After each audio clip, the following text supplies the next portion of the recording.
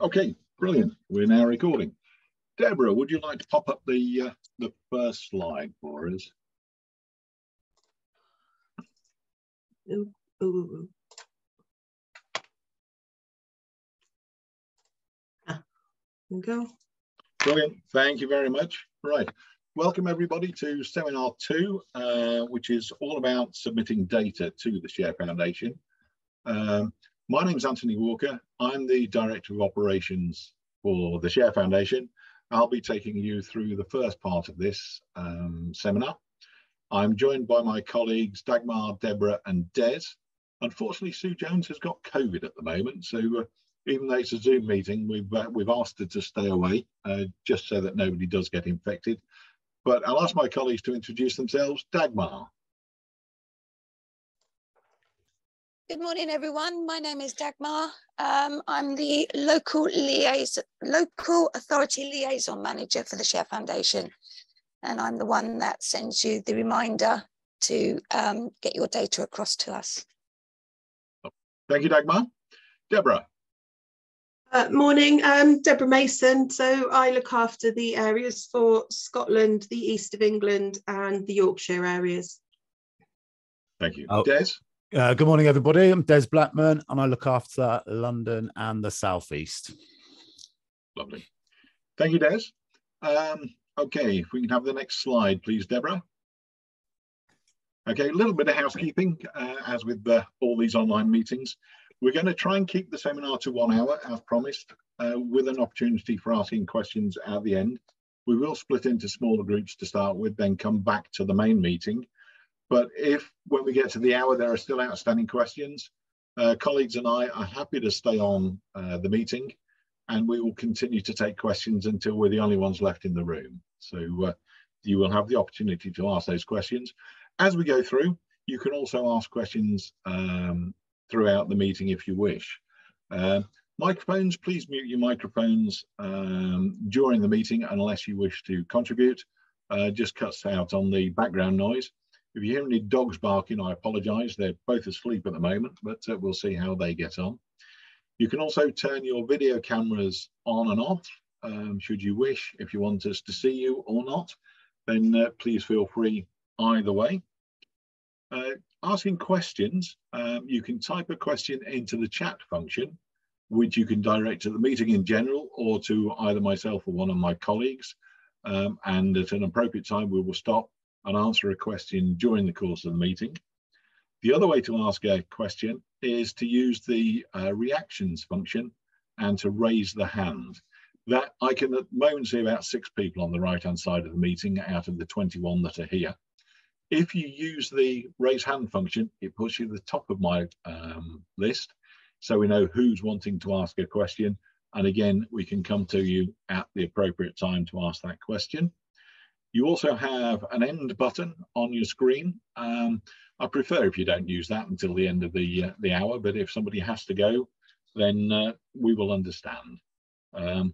And sharing screens, we'll be sharing the screen throughout until we get to the question time. Apologies for that, but yeah, we'll crack on with sharing it and get you through the death by PowerPoint as fast as we can.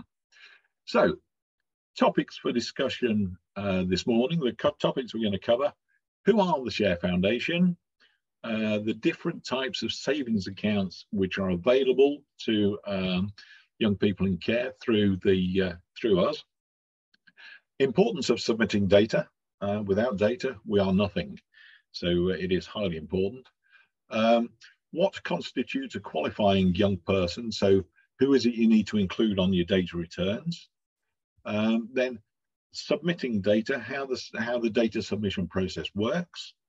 Then the additional processes we have around the Child Trust Fund accounts, because they are slightly different to junior ISAs in as much as they were set up at birth rather than set up by ourselves.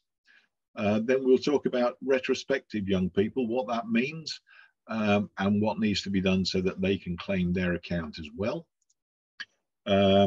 We'll talk about the correspondence that we send out in relation to what we do here at the Share Foundation.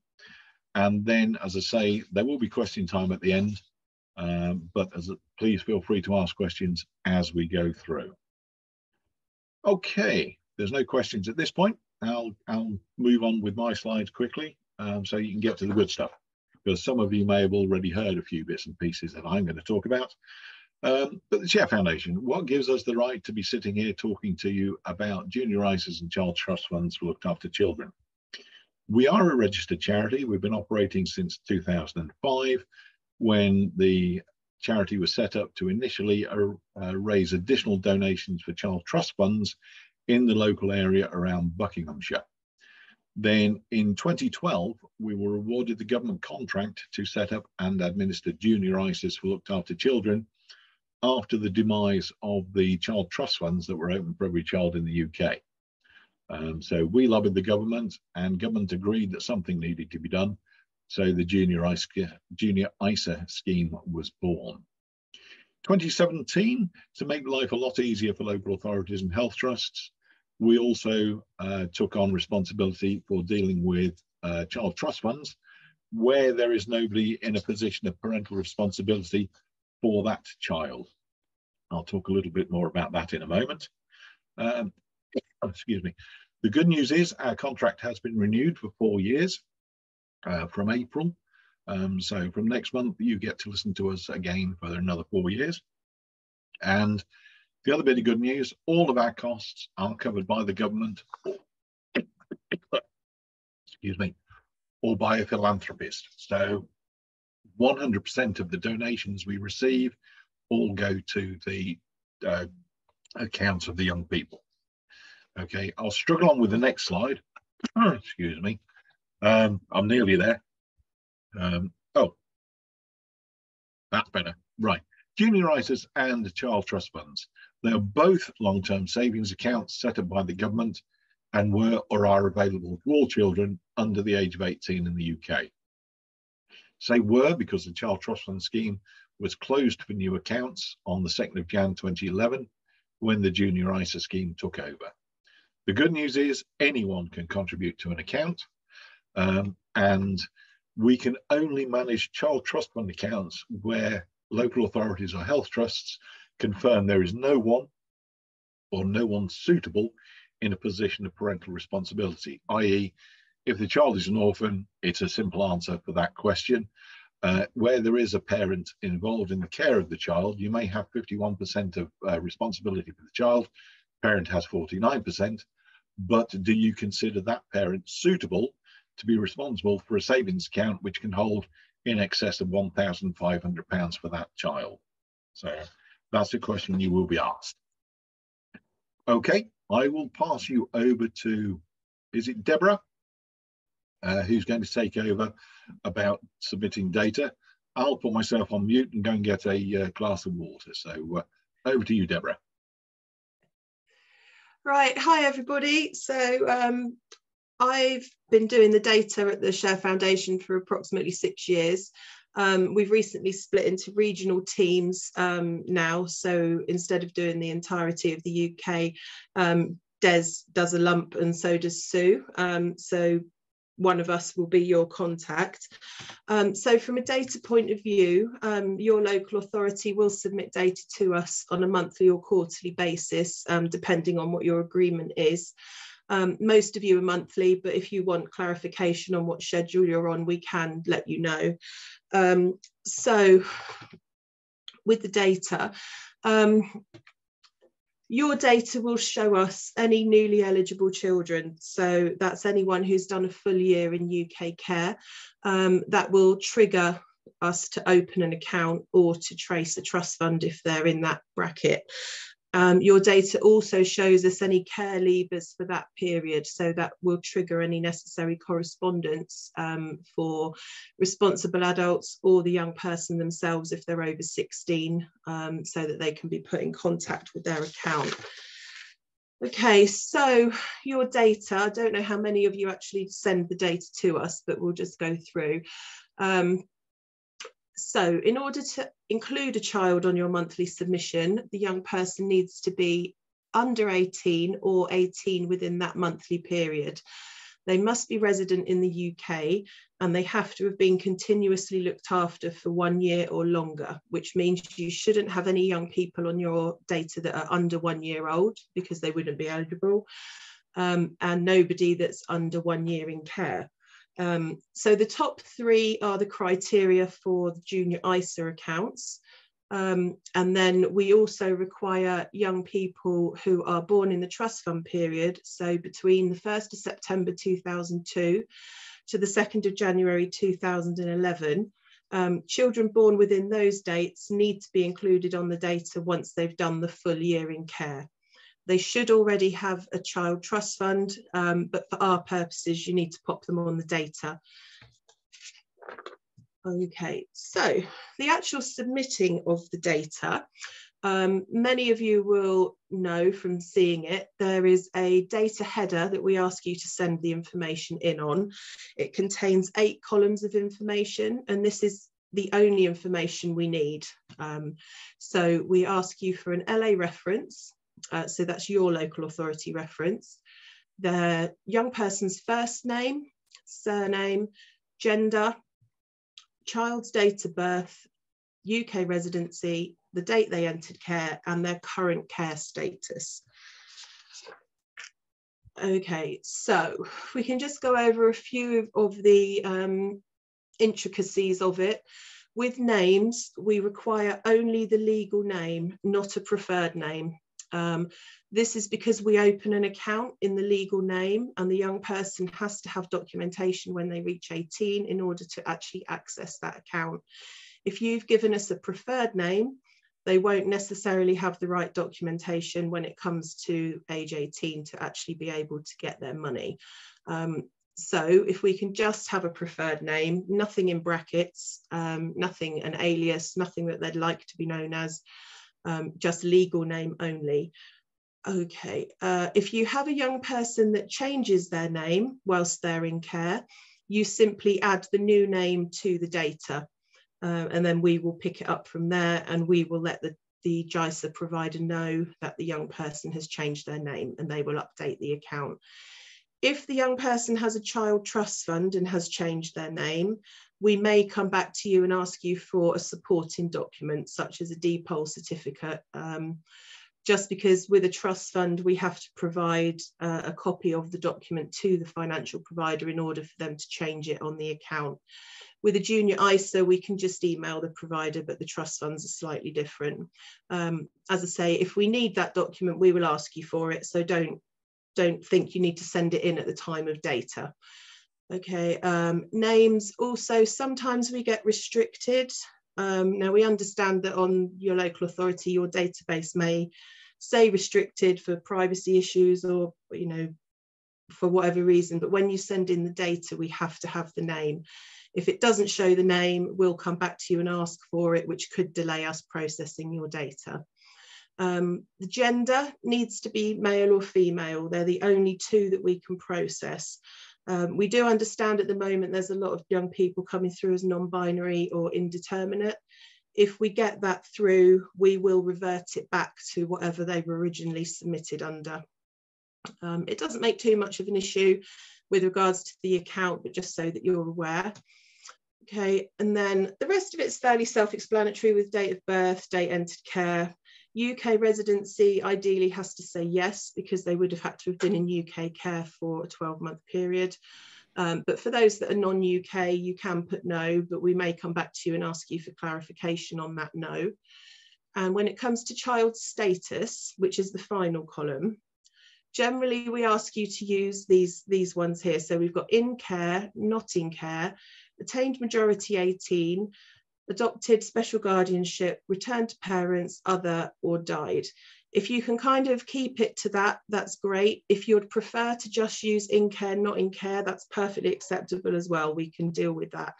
We would prefer you not to use the numerical codes if possible, just because that's a little bit more time consuming. Okay, so just a few more things to kind of consider. If you have a young person who has passed away whilst they're in care, can you please flag them on the data as died? If you just put not in care, it will issue what's called a status change letter, which isn't suitable for a deceased young person. We would like you to put them as died so that we can actually generate a letter for the next of kin, which will explain to them how to claim the account as part of the young person's estate. So it just makes it a little bit tidier and is more appropriate. Also, transferring an LA. We get this quite a lot, where a young person has transferred from your LA to another. If you could give us the name of the local authority they've gone to, that would be extremely helpful, because we have to move their record on our system. Otherwise, we'll keep asking you where they've gone, because they'll show as missing. So just that. If you don't put it on the data, again, we will come back to you and ask you, which could delay the data. Like I mentioned before, but with regards to anything, it's usually in the name section, but anything bracketed we can't use. So we can't have nicknames, we can't have aliases, we can't have mother's maiden name, we can't have anything like that. So please remove anything in a bracket from the name section. Also, unaccompanied asylum seeking young people, or even just young people born outside of the UK during the trust fund period. We can potentially open a junior ISA for these young people because they won't have a trust fund. We would ask you to put a note about those in the actual email when you submit the data, rather than putting it on the data, just so that we can then go ahead and get them a junior ISA opened early, rather than having to wait a few weeks for you to kind of come back with the PR information. But if you do put it on the data, we will kind of figure it out one way or another, but we'd prefer it to be in the email. Right. Okay. Now I think Des is just going to talk you through the additional bits that we have to do with the child trust fund age young person. So unless anyone's got any queries about the actual data submission, we'll go over to Des. Hi everybody. So the child trust fund years, which is mentioned previously, was 2002 to 2011. What we ask the local authorities to do is to provide a report that tells us basically whether there is a responsible adult for the young person or not. You get an email on the 23rd of each month, and the report basically has got the LA, name of the LA, and basically yes or no. So if there is no responsible adult, then we can make provisions to go and locate where the child trust fund is via HMRC. If you put a yes, then you're telling us there is a responsible adult, and therefore we can't do any tracing or anything. We get asked quite regularly, basically, about the RA status. What is an RA? So there's a brief description there of what it is, but if you need a full, we've got a PDF with a more in-depth explanation as to what responsible adult is. If anyone would like it, please just let us know and we can email that over for you. That's all. Thank you, Deborah. Yeah, so I've just mentioned yes or no. I mean, it's quite important, and this is what we get asked, yeah, a lot by local authorities. So it's you telling us if there is a responsible adult or not. And that's all. Thank you, Deborah. Right, okay, so back to me. So retrospectives. So this is where a young person has been eligible for a junior ISA payment, but they've already left care. So we get these kind of ones where young people have just been missed, unfortunately, or they've just literally just qualified, but they've already gone when the data comes through to us. So we will ask you to submit their information on a header. It's very similar to the data header, except the retrospective header will ask you for the date they left care and also whether or not they were born in the United Kingdom. That's so that we have proof, if they're a child trust fund age, that we can open a junior ISA, sorry, we can make a junior ISA payment because they won't have a trust fund. So that header would come to us. We will then issue correspondence back to you to be forwarded either to the young person if they're over the age of 18, or to the parent or guardian of the young person if they're under the age of 18. In the case of the under 18s, we ask the parent or guardian to open their own junior ISA for the young person, which we will then credit. If the young person is nearing 18, so over 17 and 10 months, we will issue them a cheque, which they would then pay into their own bank account. So that's really retrospectives. If you've got any queries about those, or if you think your young person should be eligible for a retrospective, just pop them across to us and we can have a look.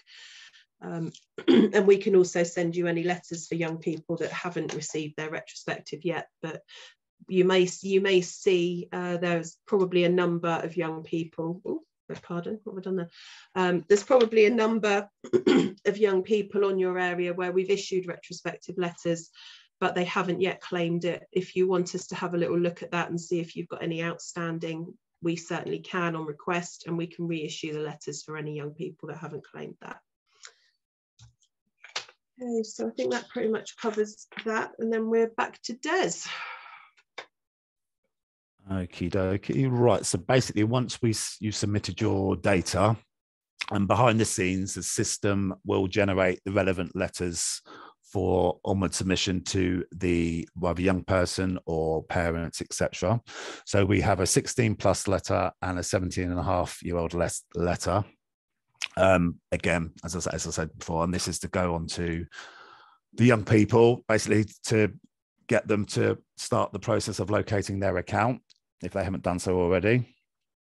And also the checks, if there's any checks, etc., these will be passed on to local authority for onward transmission for them.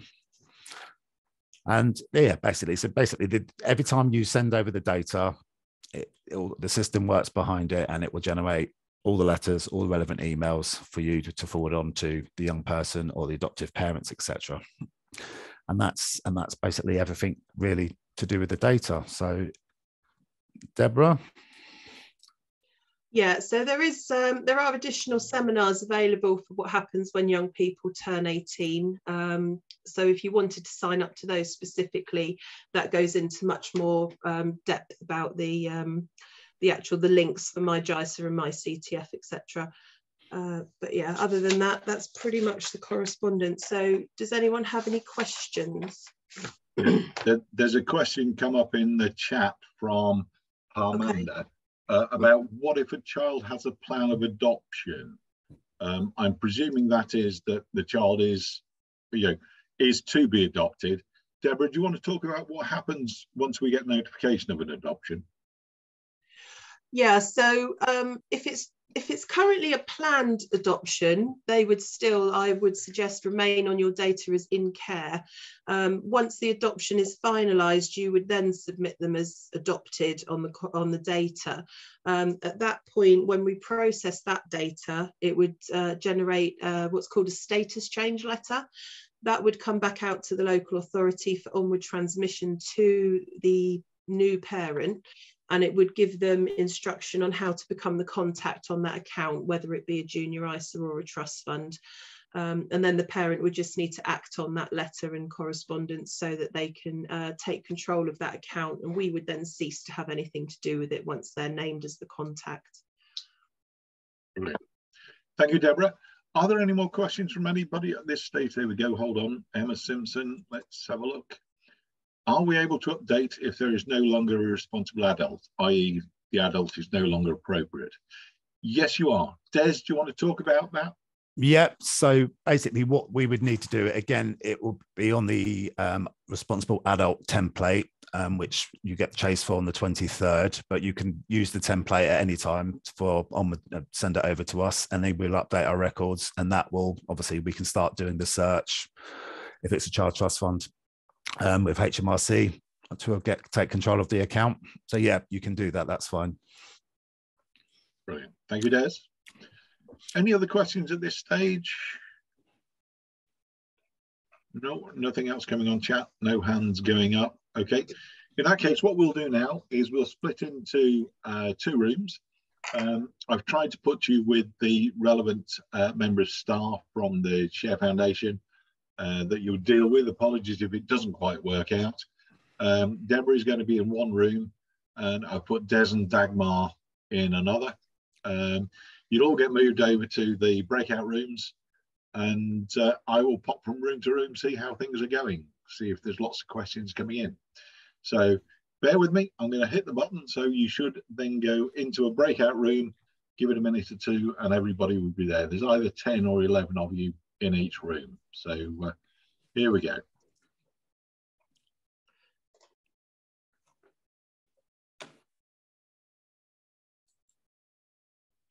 There you go.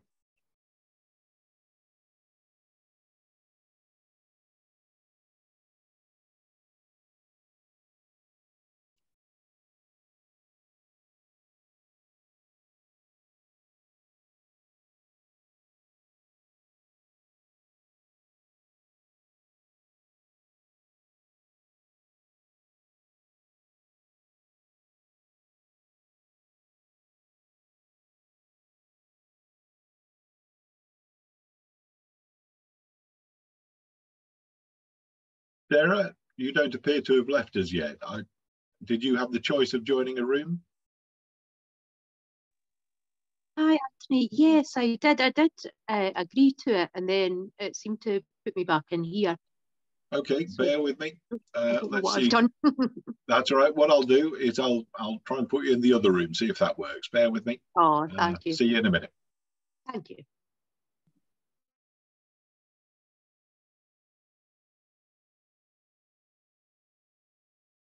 Right.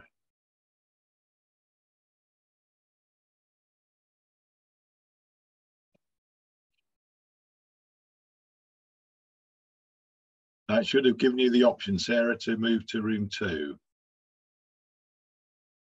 Oh, sorry, I was muted there, I was talking. Yeah, I'm getting the option to join. I'm pressing join. It looks like it's trying to put me in, and then it immediately says returning to main session.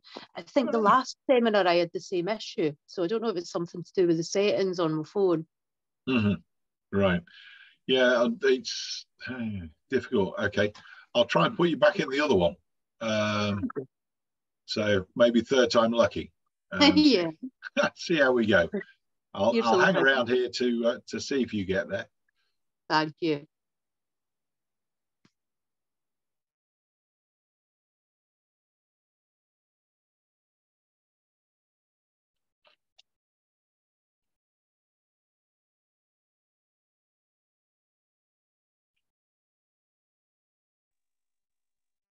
Nope.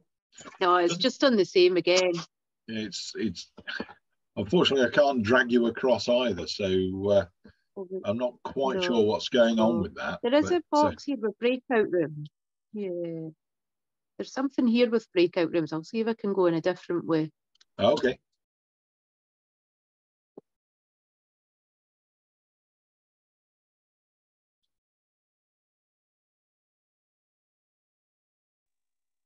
No, it's just the same again. I do have an option for breakout rooms, but when I try and go in that way, the same thing happens. Obviously a setting in your phone somewhere that's a bit iffy then. Yeah, it must be. We can either remain in this main room, or if you want to rejoin us, say in about 10-15, rejoin the meeting in 10 or 15 minutes. See if we're back in the main session. No problem at all. I'll go and do that just now. All right. Check some emails. Thanks, Anthony. Sarah. Okay. Bye. Bye.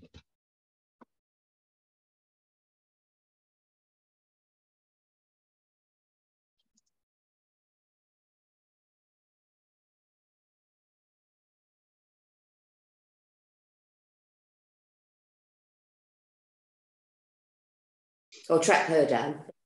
Yeah. Yeah. Okay. It would be Amajit over there that would be able to send us the inquiry. I would suggest asking her to do that, and then we can look at it in depth and then kind of see where we are with it. Okay. All right. Thank you. Okay. Okay. Did anyone else have anything? How's it all going? There must be some questions, surely. Either that or Deborah gave a brilliant presentation earlier on. No, I said we powered through it a little bit, so it's probably. I know we've got to make sure they get the money's worth. We can't send them away just yet. Emma Simpson, you have a question. Yeah, I'm quite new to the process, so I've only just become the person responsible at the LA. So in terms of if a child ceases to be looked after, and we've had some contact from foster carers in terms of getting the account details, is that something that they have to go through the Share Foundation website for, or should we wait for the letter to come through that has that information on? For a care leaver? Yeah. Okay, so if you've got a care leaver that you've reported on your data, if we're managing the account, then you should receive a letter to pass on to whoever is their new responsible adult. Okay. And that letter is automatically sent out by our system. It comes as an email to it probably be yourself as the main contact. Yeah. And then you forward that on to whoever has the responsibility for that young person.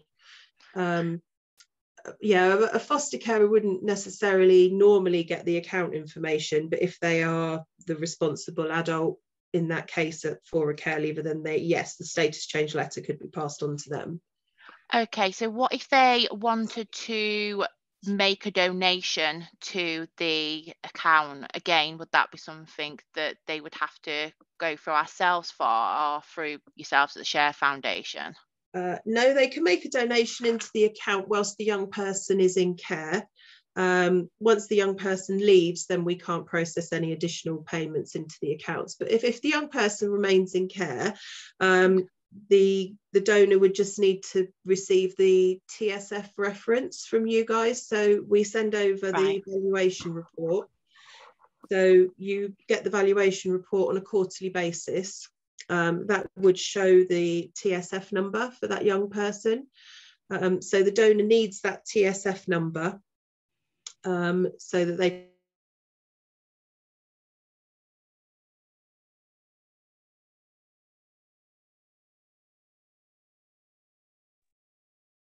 Right, Sarah, I'm just swapping between rooms, so I'm going to disappear again in a moment, I'm afraid. About the unclaimed, the claim. Right. Okay. No worries. I want Dudley is Sue Jones. Okay. Jones. Sorry, I'm just having a bit of an issue, technical issue here, guys. Sorry. So your main contact for Dudley is Sue Jones. So we can get her email across to you. Thank you. You've got it as point of contact. Okay. Dudley. How's it all going, folks? Lots of questions? Yeah, we've just gone through about the bilaterals and bits and pieces. We've got a few requests for the presentation as well. So so all good. We're doing well. Yeah. Good stuff. Well, the recording hopefully will be on our YouTube channel later. So it'll be available to colleagues who maybe weren't able to attend, etc. So as soon as I can, it takes a while to process them, but I will get them over there. So hello, we got a new joiner to the meeting. Sorry. Right. Next question, please. Keep Des busy. I haven't got any. Because if you don't keep Des busy, you'll have the option of coming back and rejoining the main meeting and listening to me and the dogs. So, or am I putting you off by joining the meeting? No, they've asked questions. And that's all right then. We're all good. Yeah. Good. Well, if there aren't any more, what I will do is I will go back to the main room. I'll close the breakout rooms down, get rid of the dog.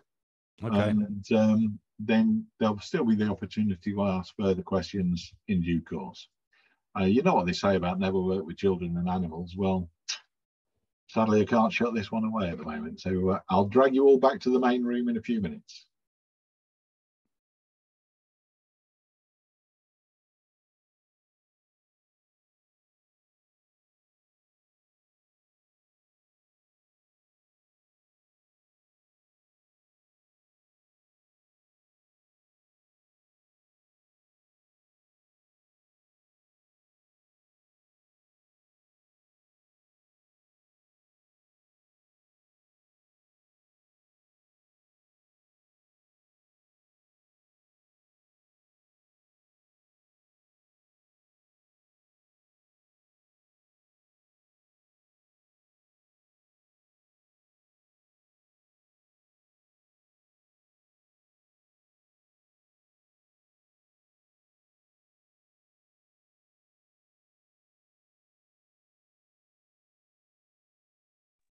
Just got a few more to come back from the rooms, and then we'll crack on. We've got 10 seconds left. There we go. Right, everybody is back. Okay. Hopefully there were some interesting questions in there. Deborah, did you want to bring up one, just discuss quickly one question that came up in your group for everybody else? I would, if I could remember what it was, Anthony. Okay. Fair enough. Okay. What Des, was it? I don't know. Any one of the questions that you felt was important and maybe hadn't been fully covered in the seminar? Nothing like putting you on the spot, is there? No, I think it was more of a donations question we had. Okay. We had in our breakout, not necessarily data related. So. Fair enough. All right, Des, anything from yours that you want to bring out for everybody? No, not really. It was just about what does the PR report look like. So I'm going to send a copy over to Danielle.